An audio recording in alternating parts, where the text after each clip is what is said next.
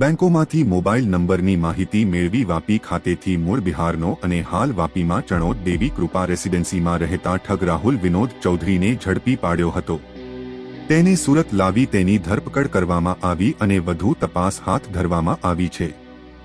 ભારત અને પાકિસ્તાન વચ્ચે સરહદ પર તણાવને પગલે દેશભરમાં યોજાયેલ મોકડ્રીલમાં સુરતમાં કાલે સાંજે 7:30 થી 8 વાગ્યા સુધી બ્લેક આઉટ કરાયું હતું, જેને સારો પ્રતિસાદ મળ્યો.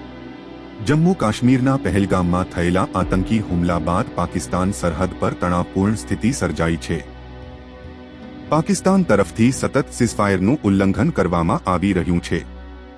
આ પરિસ્થિતિને ધ્યાનમાં રાખીને દેશના સિવિલ ડિફેન્સ ડિસ્ટ્રિક્ટમાં બુધવાર 7 મેના રોજ મોકડ્રીલનું આયોજન કરવામાં આવ્યું હતું.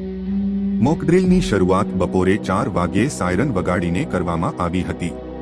ત્યારબાદ સાંજે 7:30 વાગ્યે અડધા કલાક માટે એટલે કે 8 વાગ્યા સુધી બ્લેક આઉટ કરવામાં આવ્યું હતું. સુરતના લોકોએ લાઇટો બંધ કરીને બ્લેક આઉટને સંપૂર્ણ સમર્થન આપ્યું હતું.